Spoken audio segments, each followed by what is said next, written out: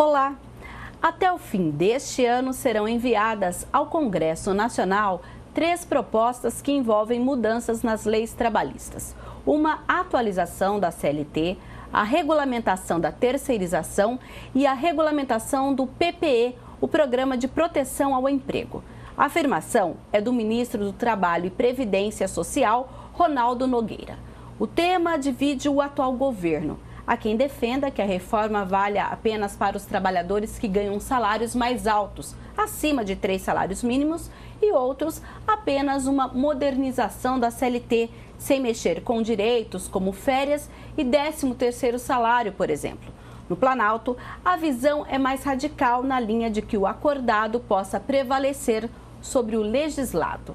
E o Questão de Ordem de hoje fala deste tema com a professora da PUC Campinas, Lúcia Avari Campos, mestre em Direito Trabalhista, com o vice-diretor do CIESP Campinas, José Henrique Toledo Correia, e o coordenador da subsede da CUT, Central Única dos Trabalhadores em Campinas, Carlos Eduardo Fábio. Eu vou começar então com uma ideia geral, né? Primeiro perguntando à professora, todos sejam bem-vindos. Professora, a senhora já teve, certo que esse projeto ainda está sendo elaborado, mas muito já está se falando. No que diz respeito ao direito trabalhista, você já tem alguma ideia dessas propostas, do que está sendo estudado para ir para o Congresso no fim do ano? Seja bem-vindo. Obrigada. O que eu acho que é importante assim, esclarecer é que existem várias, dentro do projeto a gente tem várias versões que estão em andamento, né? Mas uma coisa que precisa ser preservada são as cláusulas pétreas da Constituição. Então, o que eu acho que deve caminhar e deve ser verificado é justamente o que tem a previsão na CLT, que realmente precisa ser revista alguns pontos, uma vez que ela foi escrita há muitos anos atrás, na década de 30. Então, tem vários pontos que merecem uma revisão, né? Mas aquilo que é previsto na Constituição é a função social e isso não pode ser alterado. Então, quando você coloca, por exemplo, as férias, o 13º, isso não pode ser alterado, né? Pelo menos naquilo que eu acredito, por ser uma função social. Sim. Agora a gente vai falar então com José Henrique Toledo Correia, ele que é do Centro das Indústrias do Estado de São Paulo, CIESP Campinas, que a gente chama aqui. José Henrique, a gente sabe inicialmente que, inclusive eu li algumas notícias de que o atual governo, o presidente Temer, teve uma reunião com alguns empresários já. E hoje, vocês aqui do CIESP já discutiram essas propostas e como vocês veem essas medidas que inicialmente são apontadas? Bom, a discussão ela existe há muitos anos. Há uma necessidade há muitos anos de que se ocorram reformas. O Brasil precisa de reforma política, de reforma do judiciário, reforma trabalhista. Hoje o Brasil é penalizado por causa de uma legislação que é ultrapassada, que ela protege o desemprego, enquanto que o trabalhador cada vez mais está perdendo emprego porque essa legislação engessa toda a atividade produtiva. Sim. Então hoje, dentro desses 3 itens que nós falamos, vocês concordam com os 3? Sim, correto. Tá bom. E agora, então, nós vamos falar com o Carlos Eduardo Fábio, que ele também é da direção da CUT estadual e coordenador da CUT subsede aqui de Campinas. Carlos, e a CUT, como vocês, trabalhadores, veem essas propostas partindo desses 3 princípios aí que nós dissemos no início? Agradeço o convite para estar aqui. Nós da CUT vemos como uma ameaça muito grande aos trabalhadores, por conta da forma que está sendo conduzida, da forma que estão querendo fazer esse chamado de reforma. Como foi falado aqui, a questão da reforma, tanto da CLT, existem várias reformas que abrangem, que está dentro da CLT, por exemplo, nós já há muito tempo já batemos na questão da reforma até sindical. E fomos até o Congresso, fizemos marcha para poder fortalecer a reforma sindical e nós não fomos ouvidos, porque é a reforma sindical que tem o lado do trabalhador e não o lado do empresário. Nós não temos problemas nenhum em discutir reformas, mas nós temos a nossa pauta que já se perpetua há mais de 20 anos com a questão dos direitos dos trabalhadores. O que se está propondo aqui não é diretamente, o que se está se propondo pelo governo agora, não é diretamente fazer a retirada dos direitos, é indiretamente. Pelo esse ponto que você chamou a atenção mesmo do negociado prevalecer sobre o legislado, você consegue fazer com que o trabalhador fique ele apenas a negociação direta com o empregador e fazendo contratos individuais. Esse é um problema sério, porque todo mundo conhece o assédio que existe dentro do local de trabalho e o trabalhador, para poder manter o seu emprego, pode se submeter a coisas muito piores, até de perder o 13º e perder os 40%, os 10% da multa de FGTS, as férias, tem muitas coisas que ainda para poder perder. E está indicado isso. E está muito claro que o propósito é esse.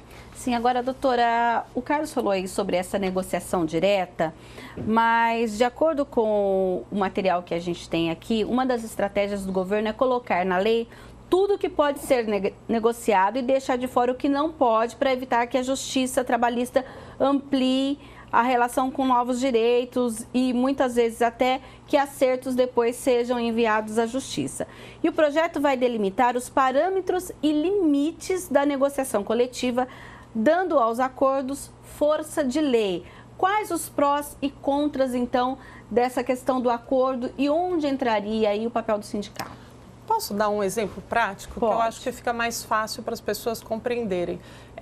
Você não pode negociar o 13º, você não pode negociar as férias, porque é um direito que o empregado ele não dispõe.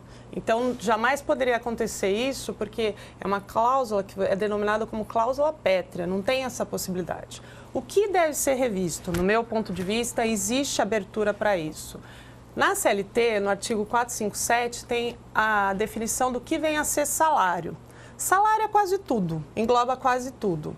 Então, quando o empregador faz o pagamento para o empregado, ele não paga só o valor do salário. Tudo aquilo que você produz acaba virando salário. Um exemplo, se você é uma vendedora, você tem um piso da categoria e você é comissionado, toda a comissão para o empregador vira salário. E aí, no final, ele tem que pagar o valor para a vendedora mais o INSS. Então, isso acaba onerando muito. Na minha opinião, o que deveria ser feito, revisto esse artigo 457 da CLT e não prejudicar o empregado. Um outro exemplo, garçom. O garçom ele recebe um piso da categoria e recebe gorjeta de clientes. A gorjeta que é paga por terceiro acaba onerando o empregador. Ele tem que repercutir aquele valor em cima das férias do 13º. Meu Deus, o que é pago pelo terceiro, por que tem que sobrecarregar as costas do empregador? Não faz sentido. Veja, por exemplo, várias pessoas jovens em outros países têm um trabalho em restaurantes e isso faz com que a pessoa possa estudar, possa fazer um MBA. Não tem nada que possa ser vinculado ao que o terceiro dá para ele. No Brasil vincula. E por que vincula? Porque está disposto na lei. Então, o que poderia ser revisto, esse artigo do 457, mas não para prejudicar um empregado, para não onerar a folha do empregador, para que isso não fosse visto como salário e sim como um benefício. Porque aí, por exemplo, tem o artigo 458 que fala que educação é benefício. Então, se o empregador paga a faculdade do seu funcionário, isso não repercute no INSS. Deu para entender? E hoje isso repercute para o empregador. Porque... Ele paga, eu te dou uma bolsa de 50% e te dou esse dinheiro. Vem no Olerite e ele paga o INSS sobre essa bolsa também, junto com os demais Quando recebimentos. Se fala em educação, não. Tá. Mas, por exemplo, um exemplo, se na sua categoria, se na sua convenção coletiva não está especificado que a cesta básica é indenizatória, e se o empregador paga uma cesta básica, é habitual, vira salário. Se um dia ele está com uma dificuldade financeira e ele tem que retirar isso de despesa, já virou direito adquirido, não pode ser retirado. Então, quando no meu entendimento, quando eu penso que poderia ser negociado, deveria ser negociado esse tipo de situação. E não retirar o 13º e as férias. Isso não, porque isso está na Constituição, está no artigo 7º, é cláusula pétrea, não pode alterar, Sim. Então, o que eu acho que mereceria, sim, é verificar essa situação em especial, porque uma das coisas, eu acho que talvez o Dr. José tenha mais condição de falar sobre isso, mas o que eu acho que pesa muito aos patrões é essa onerosidade dos encargos, que tudo por ser salário acaba fazendo com que fique muito oneroso, estimula o pagamento por fora, estimula que não se recolha, né, a parte dos encargos, então acaba tendo o efeito dominó que faz com que as empresas tenham que optar pela dispensa. Essa afirmação de que a CLT ela está desatualizada é uma afirmação real? Em alguns aspectos, sim, precisa ser revisto. Não a totalidade, tem muita coisa dentro da CLT que é muito boa, mas em alguns aspectos, sem dúvida, especialmente em algumas categorias, tinha que ser revista. Posso dar um segundo exemplo? Sim. Por exemplo, a função de porteiro, né? Então, você estabelece na categoria que o porteiro pode trabalhar 12 horas e descansar 36 horas, né? É uma função que a pessoa fica sentada, que não é tão exaustiva. Então, 12 horas para essa função não teria problema algum. Mas existem alguns entendimentos que, como excede o limite de 8 horas diárias, excede, né, o limite de 2 horas extras por dia, não pode ser reconhecido como válida. Aí você tem determinados condomínios que fazem uma jornada de 12 horas e muitas vezes são penalizados. Então, não seria o momento de fortalecer a negociação coletiva e respeitar, porque essa função que a pessoa fica sentada o dia inteiro não é igual a uma pessoa que trabalha na mão de obra, exposto ao sol, na construção civil. Então, teria que ter a possibilidade de uma negociação, mas sempre com a interferência do sindicato. Eu acho que o sindicato ele é importante que ele esteja junto, né? Mas pelo menos a negociação coletiva, ela sempre vai ser, nós vamos sempre valorizar ela e sempre vamos é isso que nós procuramos. É por isso que nós estamos contra esses projetos, porque para poder fortalecer a negociação coletiva, a organização dos trabalhadores e a pauta dos trabalhadores como coletivo e não como individual. Mas aí vocês não concordam com nenhum ponto? Aí não, a questão de não é a questão de discordar, e a doutora colocou vários pontos aqui que cada vez que eu quero até dar esse entendimento, discordar de tudo. Mas é que nós vivemos dias a dias com processo trabalhista, com adoecimento.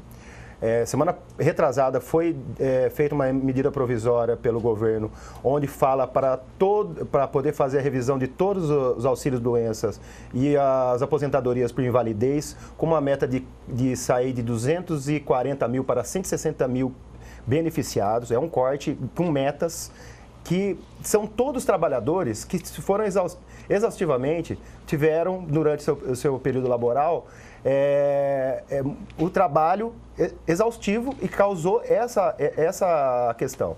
Então, nós temos que olhar a categoria e conversar com os trabalhadores para poder fazer, sim, um acordo coletivo através da pauta do trabalhador. Mas só que nós não podemos, por exemplo, deixar que esses benefícios que existe um salário base e tem mais o benefício, ele seja valorizado. Nós somos contra até esse complemento que existe, que é no caso do comércio, a comissão, no caso de pessoas que trabalham em rua, aí, fazendo, por exemplo, leituras de energia, tem uma tal de produtividade.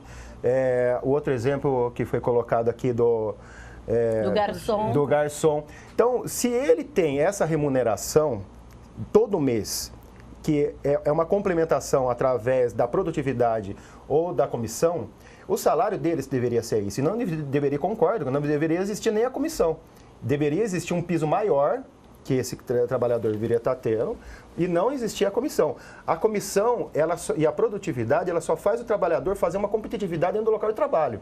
E isso cria uma continuidade com o outro, e vai um sobressaindo ao outro, e daqui a pouco, vamos dizer assim, quem entra novinho, né, no mercado de trabalho, tem aquele gás. E aquele que já tem 6 anos, 10 anos de trabalho, não vai ter aquele mesmo gás daquele que está acabando de entrar.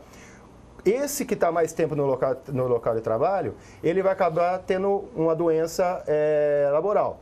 Ele vai, por conta que ele vai estar tentando alcançar aquele que está chegando. Descarta aquele, esse que chegou novo vai adquirir e vira uma bola de neve. É isso que está acontecendo. Então, esse tipo de remuneração para trabalhador, para criar competitividade no local de trabalho, nós não concordamos. Existe a concordância daí. Aí já não é nem CLT, doutora. Eu acho que convenção coletiva e acordo coletivo, para poder regulamentar isso daí, ela prevalece isso daí. E é isso que nós estamos valorizando. Hoje no judiciário, hoje no judiciário fala o que é melhor para o trabalhador, dentro do que está na lei. O que é melhor? É a convenção coletiva que está fechando, o acordo coletivo ou a CLT? Todos os juízes têm isso como exemplo, que não pode ser menor que isso. Então, se você tem um acordo coletivo, uma convenção coletiva que é melhor que a CLT, vai ser homologada, não vai ter problema. Na questão de horário, por exemplo, eu tenho casos, por exemplo, de operador que ele ficava em operação, que ele ficava olhando para um painel. O horário de almoço dele, ele falava que não precisava daquele horário de almoço porque ele tinha que estar ali. Não tem jeito. Ele tinha que estar ali atento àquele painel. E ele chegou e falou assim, eu não preciso desse tanto de horário de almoço. Para poder homologar, aí teve a dificuldade que a doutora estava colocando. Para poder homologar na justiça, foi uma dificuldade. Por quê? Porque você não pode, por lei, você não pode ter menos que 1 hora de almoço. Mas aí foi levado para o juiz, para vários magistrados, todo mundo entendeu a matéria e nós acabamos conseguindo diminuir o horário de almoço e remunerar esses trabalhadores e aumentar uma folga para ele. Ao contrário, em vez de ele ter horário maior de almoço, ele aumentar uma folga. Isso foi acordado e conversado com o trabalhador. Isso é quando, então, o acordo coletivo sobrepõe a CLT. Mas é muito difícil. Deixa eu só explicar uma situação técnica.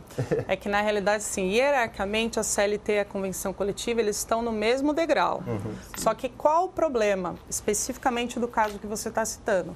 Intervalo é uma questão de saúde. Algumas categorias negociavam, reduziam de 1 hora para 30 minutos, tudo certo na sua região. Só que quando o processo chegava em Brasília, com os vários recursos, os ministros do TSE falavam, de jeito nenhum, não pode ser de 30 minutos.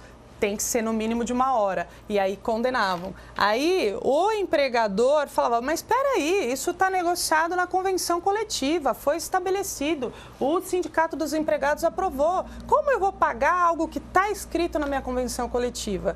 E é por isso que eles estão corretos, que você tem que dar força para a convenção coletiva poder negociar alguns pontos que, para determinadas categorias, não seria benéfico. Falo, para um empregado, talvez seja preferível fazer a refeição em 40 minutos e poder sair 20 minutos mais cedo do que ficar sem fazer nada por um período tão longo. Talvez. Aí, José Henrique, aí é que entra, por exemplo, a necessidade de detalhes como esse serem...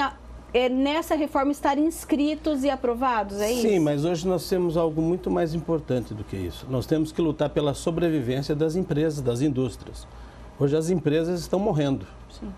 Nós sabemos que o momento político, os últimos 13 anos, acabaram com a economia. As empresas estão morrendo. Nós estamos com um momento péssimo da economia, desemprego aumentando. Inclusive, só para ter uma informação, dados que foram enviados, que vocês divulgaram ontem, inclusive, mostram que a variação mensal da produção de julho indicaram que para 31,4% dos respondentes ela diminuiu para 42,9% permaneceu inalterada e para 25,7% houve aumento da produção.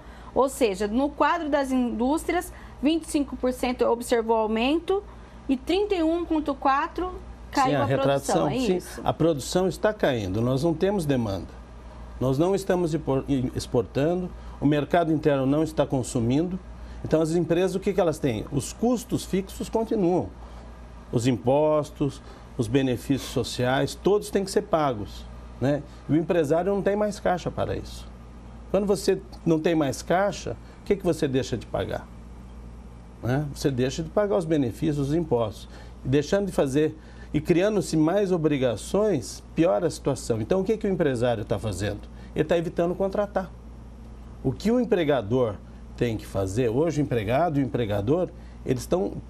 O empregador precisa do funcionário, precisa da equipe para produzir. E o cidadão precisa do emprego. Se nós matarmos os empregos, Como é que nós vamos sustentar essas famílias todas?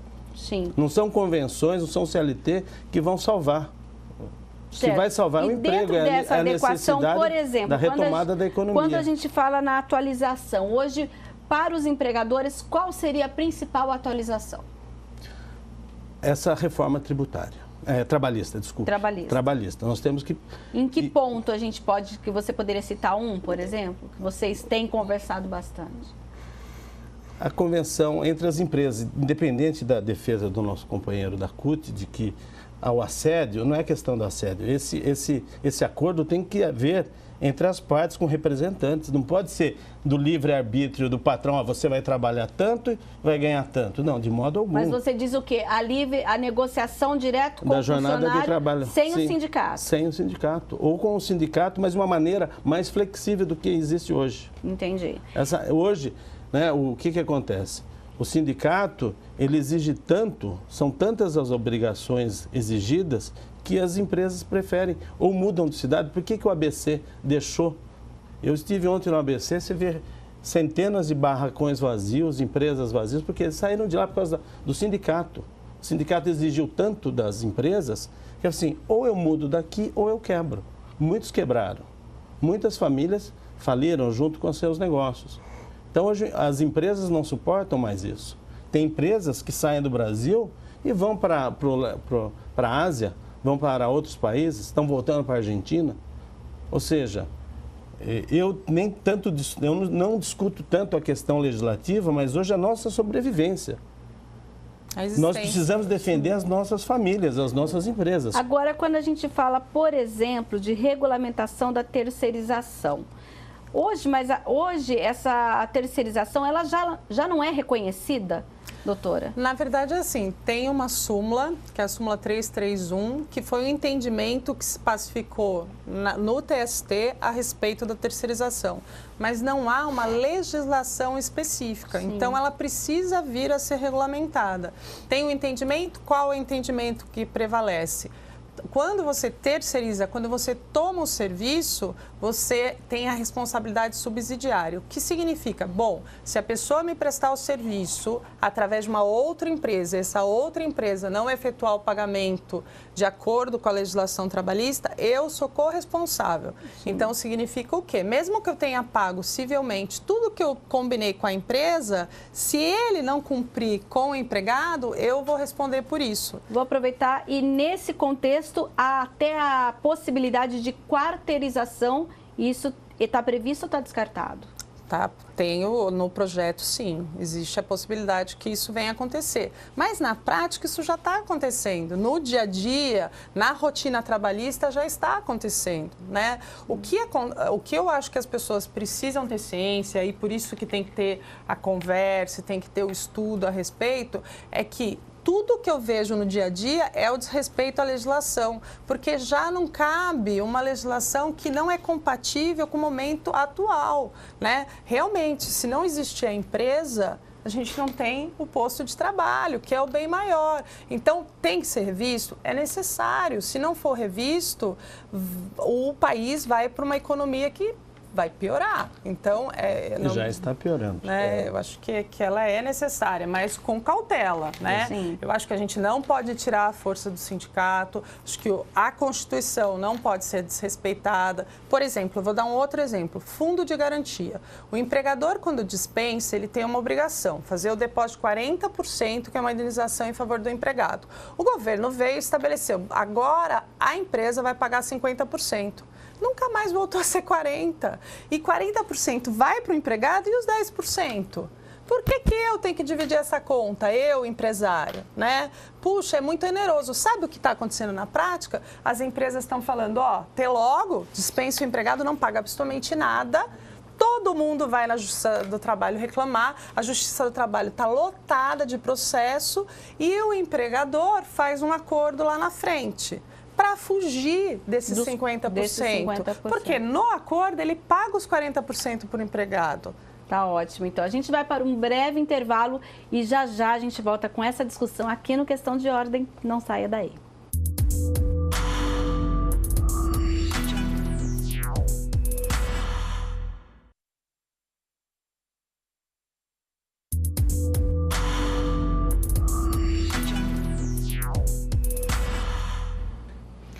Estamos de volta com Questão de Ordem, que hoje discute a reforma trabalhista, uma proposta que deve ser encaminhada ao Congresso até o fim deste ano. E, Carlos, quando a gente fala de terceirização, como vocês, trabalhadores, analisam essa questão e se também acreditam que é preciso colocar em lei aquilo que já é vivido na prática? Nós procuramos há tempos colocar em lei a questão da terceirização, mas é naquilo que nós discutimos até hoje no tribunal. Dentro até da Constituição, que a doutora até citou anteriormente, que existe dentro da Constituição algumas coisas, existe a questão também da terceirização e a questão da atividade fim. Hoje, o que se dá discussão é em relação à questão de atividade fim. Com esse novo projeto, ele já regulamenta tudo, já dá abertura para poder fazer a terceirização em qualquer lugar. Esse é o propósito. Então, nós temos que ter muito cuidado, e isso que está querendo fazer é transformar o país aqui em uma mão de obra barata, como já existe nos tigres asiáticos, e o próprio companheiro aqui da Ciesp falou, está indo para a Ásia, para alguns lugares assim. Esses são problemas que existem no país, no mundo. Nós sabemos o que acontece na Mongólia, por exemplo, quando caiu um prédio lá que existia várias marcas conhecidas no chão e matou mais de 2.000 trabalhadores, né? E era Adidas, Zara, Nike, os trabalhadores ganhavam $18. Então, nós não queremos isso para o nosso trabalhador. Você podem pensar que poderemos fornecer mão de obra barata, mas só que isso nós não vamos permitir. A questão da terceirização veio isso daí, para você baratear a mão de obra, para você terceirizando, e você contratar a empresa para poder ter, e você não tem a responsabilidade. Mas aí eu pergunto, por exemplo, você vai terceirizar uma determinada, por exemplo, a função de a construção civil, que geralmente é um setor que usa bastante.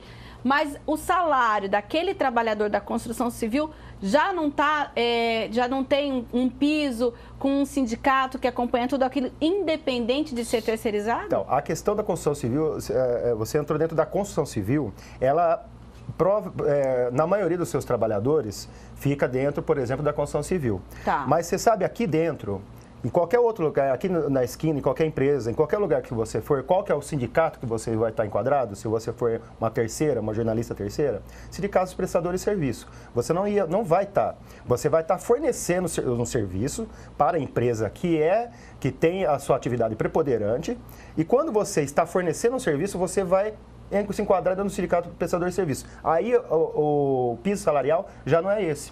É do mesmo que vai ser enquadrado do porteiro que colocou, de uma não é faxineira. O sindicato da categoria original?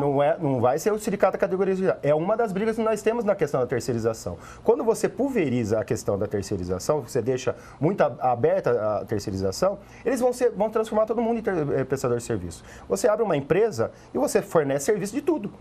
Hoje no setor, sabe esse pessoal que sobe no poste? A maioria é todo terceiro. E eles não estão no sindicato da categoria. Que seria dos eletricitários. Nas metalúrgicas, tem um monte de terceiro trabalhando, ocupando o lugar de um metalúrgico, mas não é da categoria metalúrgica. Prestadores de serviço. Doutora, mas isso não fica um pouco confuso? Não, é que assim, atualmente você não pode fazer isso. Se fizer isso, é ilícito. Faz e é para... Mas se for para a justiça, isso vai ser condenado, não né? Vai, não está sendo condenado. Eu dou até como exemplo, justamente porque, por exemplo, nós somos os sindicatos dos jornalistas, tem os sindicatos dos radialistas. É uma categoria diferente. E não tem o sindicato desse prestador. Então, quer dizer, o empregador ele pode escolher fazer isso? Vai poder escolher isso daí, para poder prestar. Agora, que nem tem a questão, temos aqui, eu faço parte de uma categoria de energia, doutora, até para poder ajudar. Nós temos, se quiser, eu passo um processo para a senhora, que nós chegamos até o superior, foi parar no ministro, sobre a questão da terceirização da atividade fim, para poder ser reconhecido pela categoria preponderante. Está parado. Não foi julgado. Se me apresente um processo que deu ganho, que a categoria, que aquele trabalhador terceiro tem que pertencer para a categoria preponderante. Então, doutora, não existe. Por favor. Bom, deixa eu só explicar, porque eu vivencio isso na prática diariamente, porque eu também advogo, né?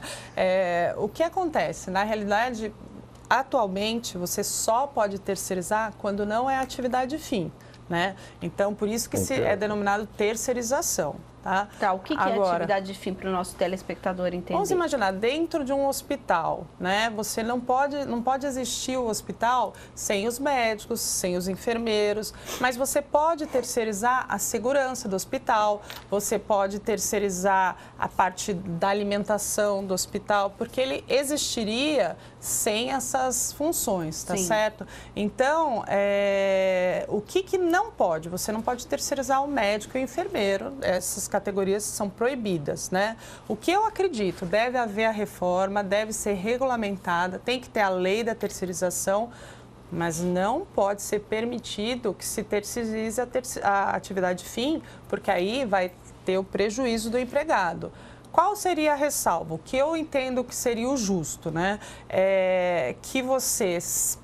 Essa questão da categoria é um pouco complexa, é um pouco difícil para ser explicada assim em pouco tempo, mas eu vou tentar dar alguns exemplos. Quando você tem qual é a atividade preponderante daquela empresa, é o que ela faz mais. Então, o que ela faz mais, você não pode usar um outro sindicato, trabalhar. Isso é ilegal, é ilícito, né? Você tem que trabalhar com... Então, por exemplo, eu tenho o Grupo Pão de Açúcar. Qual é a atividade preponderante? Está vinculado ao fornecimento do quê? De mercadorias para as pessoas que vão consumir. Essa que é a atividade preponderante. Tá certo? Sim. Dentro daquela atividade. Bom, o que eu entendo como necessário? Que seja revisto, que seja regulamentado para aquela empresa que terceirizou, que é uma terceirização sem fraude, ela está terceirizando a segurança. Ela não poderia ser corresponsável por aquele empregado e pagar a conta de um empresário ruim. Então, o que eu acho que é difícil para o empresário é entender, puxa, se eu tenho um contrato civil, se eu paguei tudo direitinho, eu vou pagar a conta do outro, não me parece justo, né, na visão do empresário. Então, como que... Hoje isso não é feito. Hoje é o que acontece, o que é mais comum. Aquele empregador do segurança não paga nada, desaparece e quem acaba efetuando o pagamento final é o empresário. E mesmo quando você terceiriza uma atividade que não é atividade fim. E isso que eu acho incorreto. Sim, agora quando a gente fala desse programa de proteção ao emprego, o que seria isso? Você já teve acesso a esse programa? Olha, o que seria de importante? Não, que a gente o que é importante falar? hoje, a proteção ao emprego, que a gente diz, é a sobrevivência da empresa. Eu quero ressaltar bem isso daí. O companheiro da CUT disse que lá na Mongólia paga $18 ao mês. Nós não vamos pagar isso jamais. Nós vamos pagar preço de mercado. O que nós queremos é a desoneração da folha de pagamento do custo trabalhista. Seriam os impostos. Os impostos e os encargos sociais, o que acontece, o que a CLT e que as convenções, o que a legislação trabalhista imputa, né? Agora tem esse neologismo, né? Esse input de novos custos que são colocados no dia a dia. O mercado vai reger o salário, o mercado vai mostrar o que as pessoas têm que ganhar. As pessoas precisam ganhar bem para que elas possam consumir e gerar riqueza. Tá. Não é a miséria, um salário menor que vai fazer com que as pessoas, os trabalhadores ganhem menos, as empresas ganhem mais, a sociedade prospere. Pelo contrário, nós queremos que todos prosperem. Tá. Na verdade, essa proposta de programa de proteção ao emprego é algo que começou já, que já está ainda com outro governo que já estava aí no poder, mas foi uma ferramenta criada temporariamente, que é a possibilidade de redução de até 30% na jornada e também no salário por meio de acordo coletivo. Vocês entendem que isso deve ser mantido ou não, Carlos? Foi a Central Única dos Trabalhadores que fez essa proposta. No alto da crise que começou aí, entendemos, por isso que eu digo que nós sempre procuramos a negociação também, não nos furtamos isso daí. Ela tem essa redução de 30%, 15% o governo onera para o trabalhador e os outros 15% daí a questão da redução. Existe um contrato junto com a empresa que é de não demissão. Existem várias questões que beneficiam o trabalhador para esperar a crise sair. Agora, esse programa, ele deu muito certo em algumas empresas que está, inclusive nesse local, onde o companheiro falou, que é lá no ABC, que muitas fábricas que não é do mesmo sindicato, lá chegaram, fecharam, em algumas regiões, que não é cotista, e lá não fechou por conta desse programa, por conta que conseguimos instalar esse programa para poder que não ocorra. Houve muita discussão em relação a isso, porque nós, da Central Única dos Trabalhadores, nós defendemos a redução da jornada para 40 horas semanais sem redução de salário. Então, quando se colocou isso, falou, pô, vocês estão apoiando agora a redução com a redução de salário? Não, estamos olhando para a situação que estamos fazendo, que está vendo agora, que é de crise, para poder manter o emprego. É por isso que chama o programa de pleno emprego. Isso é fazer um olhar. Nós não podemos utilizar da crise para poder tirar direitos que não vai ser reposto de novo. Essa a nossa preocupação aqui. Inclusive, esses mas lá atrás, quando isso foi acordado, lembro-me que houve até essa preocupação de alguns setores que foram contra essa redução da jornada, dizendo que, olha, o que é temporário pode se tornar permanente.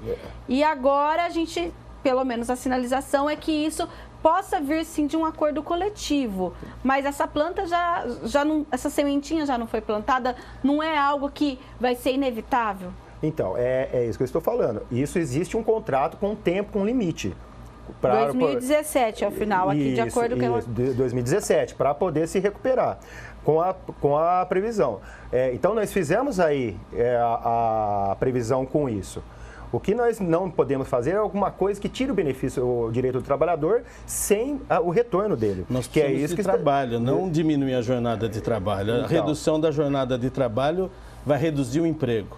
Nós vemos hoje que a própria França, que é o berço do socialismo, o François Hollande, que é o presidente socialista, está propondo o aumento da jornada de trabalho, porque está vendo que o modelo que a França implementou lá atrás com o François Mitterrand não deu certo. A França está quebrada. Eu tenho um irmão que mora na França, eu falei, eu não posso fazer nada aqui na França, porque tudo não dá certo. Tudo dá errado por causa de tudo. Então, nesse ponto, os empresários também, vocês... Totalmente contra a redução. Nós precisamos trabalhar. Eu tenho 52 anos de idade e eu tenho colegas que estão se aposentando. Eu acho assim, gente do céu, você está em plena idade, você não tem que se aposentar, você tem que continuar trabalhando. O Brasil precisa de mais trabalho e não de menos trabalho. Eu concordo que precisa de mais trabalho, mas precisa de mais postos de trabalho. E aumentando a jornada de trabalho, você não vai criar postos de trabalho. É uma coisa contraditória. Você pode. A proposta agora aumenta a jornada de trabalho? Não, agora a proposta não aumenta a jornada de trabalho. Aliás, todos esses projetos de lei que está sendo citado, tanto da terceirização, com a negociação sobre o legislado e a questão aí do PPE, não por causa que não é são todos construídos dentro da ascensão do Brasil, onde a justificativa de cada um dos deputados que fizeram essa proposta aí, estava falando que estava com muito emprego no país e que precisava criar novos artifícios para poder, na legislação trabalhista. Se você olhar toda a justificativa de todos esses projetos, eles estão falando porque, como cresceu o número de emprego no país, teria que mudar a legislação. E não era para efeito de crise. Estão utilizando agora, ressurgir esses projetos para poder agora colocar na crise e querendo acabar com os direitos dos trabalhadores. Sim, doutor. Só queria esclarecer que, na verdade, o PPE só existe porque na Constituição, no artigo 7º, ele possibilita que seja flexibilizado o quê? A jornada de trabalho e a redução de salário. Então, foi feito esse programa pensando em quê? Pensando, olha, o empregado vai reduzir a jornada, vai receber um pouco menos de salário e, em contrapartida, os postos de trabalho serão mantidos. Só que não foi suficiente para retomar a economia, mas... Agora, doutora, não fica uma dúvida aí, porque, por exemplo, a senhora falou dessa permissão da Constituição e, por outro lado, também a Constituição fala de uma forma geral de alguns aspectos que foram regulamentados na CLT. Por exemplo, férias, 13º, adicional noturno, insalubridade, salário mínimo, licença paternidade, auxílio creche, descanso semanal e FGTS. Isso tudo pode ser mudado com a reforma trabalhista ou não? A Constituição não permite? Na minha opinião, em relação a tudo que está previsto no artigo 7º da Constituição, não pode ter alteração. Né? O que está, de tudo que você elencou, o que não está previsto é o auxílio creche, que isso está previsto em convenção coletiva. Todos os demais que você citou têm previsão na Constituição. Então, mas a gente não corre o risco aí de, se esses itens estiverem na proposta, a gente ter aí, inclusive eu li para até a gente debater, alguns especialistas, alguns juristas dizendo que alguns itens dessa proposta já se apresentam como inconstitucionais? Sim, porque contrariam a Constituição. Eu acho que o que está acontecendo e tem que ser colocado em pauta é o que precisa ser revisto de fato. A CLT, que é abaixo da Constituição, no quesito o que é salário. Então, reduzir o que é salário e que possibilitar a questão bloco. De ser convertido em benefício. Então, quando você faz a leitura do artigo 457, parágrafo 1º, tudo é salário. Adicional noturno é salário, a produtividade habitual é salário, quebra de caixa que se paga todo mês é salário. E se retirar tudo isso, aí desonera as empresas. Há uma necessidade da adequação aos novos tempos. Do trabalhador. Não adianta nós ficarmos com uma CLT antiga. O direito constitucional ele tem que ser preservado. Sim. Mas aquilo que está na Constituição tem que ser adequado à realidade. A realidade não permite mais esses abusos trabalhistas que existem. Na verdade, existem. Porque hoje a Justiça do Trabalho, a doutora Lúcia disse muito bem, passa aqui na frente do TRT, na frente da Justiça do Trabalho, são centenas de advogados, centenas de trabalhadores que estão lá penalizando a economia do Brasil. Estão em busca dos seus direitos, é lógico. Eu sou advogado também, eu não vejo que... Eu entendo isso perfeitamente, mas eu acho que os tempos mudaram. Nós temos que nos adequar à realidade. Se não fizer essa adequação, o que nós vamos ter? Nós não vamos ter nada. Um exemplo prático. É a galinha dos ovos de ouro que nós estamos matando. Eu já não acho que um juiz está penalizando o Brasil a dar uma decisão ao trabalhador. Depende, nós vemos a injustiça do trabalho existe muito forte. Porque todo juiz, todo ele... Você trabalha por 8 horas, se você for mulher, você tem que parar por 15 minutos, né? Isso está previsto na CLT.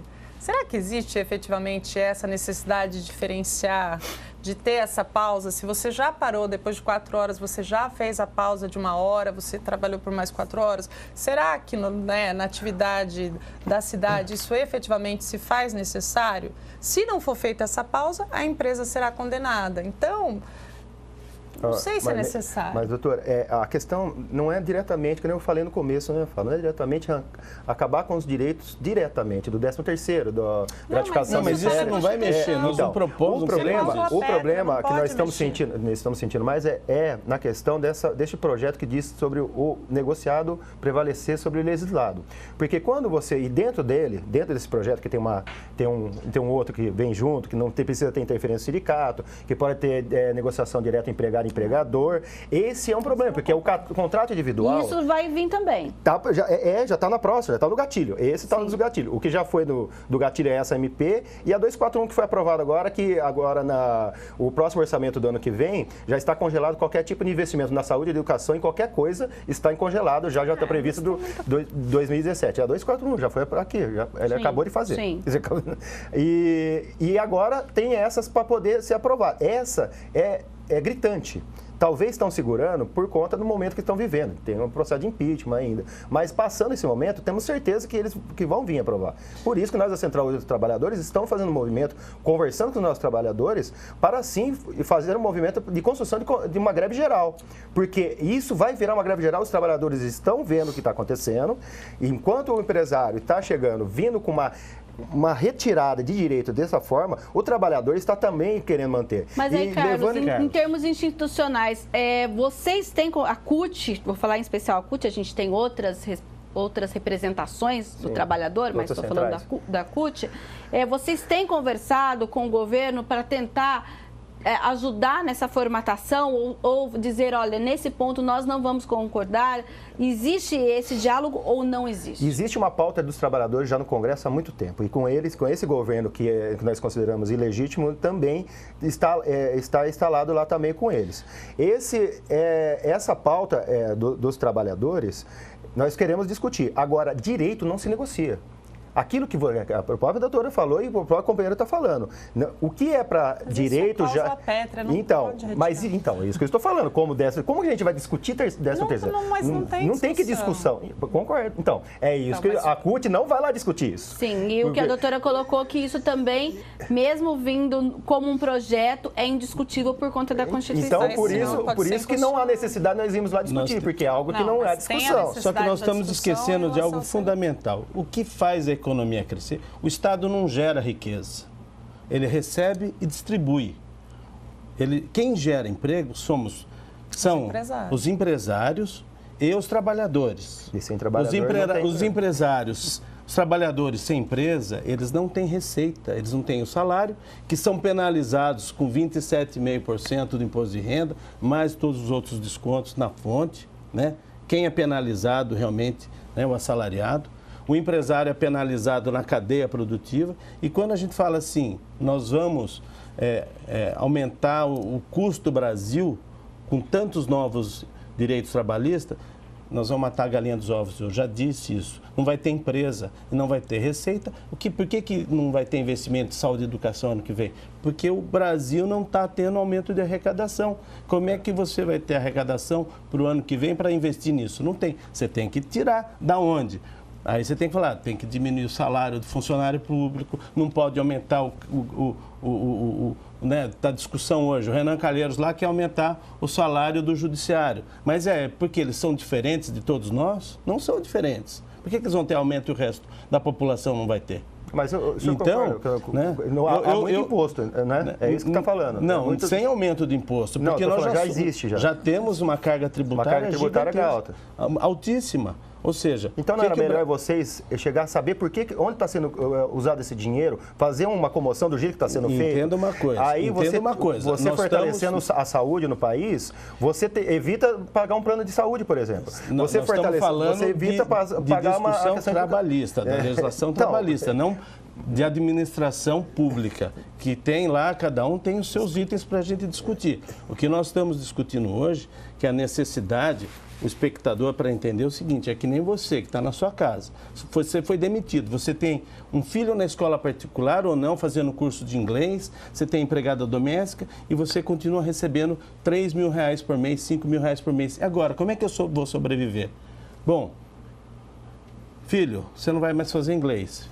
Filha, você sai da aula de dança. Olha, nós não vamos ter mais empregada doméstica, mas nós vamos continuar gastando tudo que a gente tinha para gastar?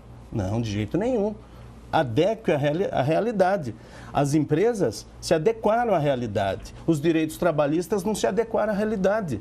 Continua exigindo que você, mesmo demitido, não recebendo mais o salário, você tem que pagar a escola de inglês para o seu filho, a escola de música para a sua filha, tem que ir de táxi para condução, tem que ir o carro, usar. E aí, de onde está entrando o dinheiro? Aí entra no cheque especial, entra no cartão de crédito. É o que o empresário está fazendo.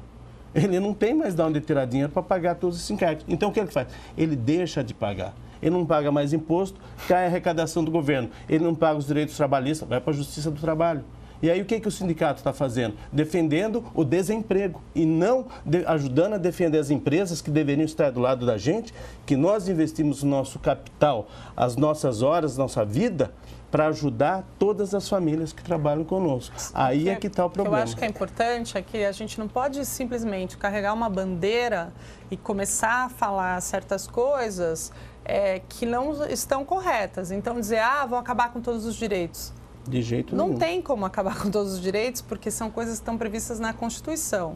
Esse é o primeiro ponto. Segundo, o sindicato tem que conversar, porque no formato que está, não vai sobreviver. Então, essa reforma, ela não é desse governo que pode ou não ser reconhecido, isso pouco importa. Isso já existe desde a época do Fernando Henrique, que está colocado e que agora, como a economia não vai bem, ela é mais do que necessária. Mas isso, há muito e muito tempo, já tinha que ter sido revisto. Cada um vai defender a parte sociológica, que o empregador vai defender a parte dele e o trabalhador vai defender isso daí. Mas só que no caso que o companheiro deu, ele não está se cortando no táxi que está levando para a escola, não está se cortando isso daí. Está cortando na saúde do filho, na educação do filho, porque é a redução, é a mudança que está pegando no trabalhador de baixa renda. Essas mudanças estão pegando diretamente lá. Nessa agora está pegando com todo mundo. Não, todo tudo mundo bem. está sendo atingido. Tem muita gente que deixou de pagar plano de saúde. Dentro do programa que está sendo feito, o que nós estamos falando aí são trabalhadores que recebem 13º, que tem seu adicional noturno, são entre trabalhadores. Então, todos não vai ser. Agora, quem é empregador não vai ser atingido por isso. Então, isso está saindo bem. Então, a empresa está se fortalecendo enquanto os projetos. Estão buscando isso daí. Está correto. Está fazendo o papel dela. Agora, nós somos trabalhadores. Nós vamos defender nossos direitos que está sendo feito. Nós temos aquela pessoa, empresário de Rio Claro, que esses dias demitiu 260 e no dia seguinte encontraram ele enforcado na viga da fábrica. Ou seja, ele era um cara honrado. Desculpa, ele se matou, mas ele era um cara honrado, ele teve vergonha daquilo que ele fez. Porque o mercado dele acabou, não teve mais condições. A Central Única dos Trabalhadores temos 30 segundos. Tem um projeto para poder retomada da economia sem retirada de direitos e com aumento de emprego. Se o senhor quiser, a gente pode transmitir para o senhor para poder ver se a gente pode debater isso e poder ser a saída para o país. Esse daí já está no Planalto, esse programa da economia. Bem, questão de ordem, o nosso tempo acaba por aqui, mas nós vamos acompanhar então, quando esse projeto estiver totalmente formatado e enviado ao Congresso, a gente traz essa discussão novamente e espero até na oportunidade de poder contar com vocês, a gente volta a se conversar, porque ainda lembrando que esse projeto está sendo formatado pelo governo e deverá ser enviado ao Congresso até o final deste ano. A gente fica por aqui. Se você não assistiu o nosso programa por inteiro, pode acessar a página da TV Câmara Campinas no YouTube e assistir não só este debate, como outros programas também da TV Câmara Campinas. A gente fica por aqui e até o próximo Questão de Ordem.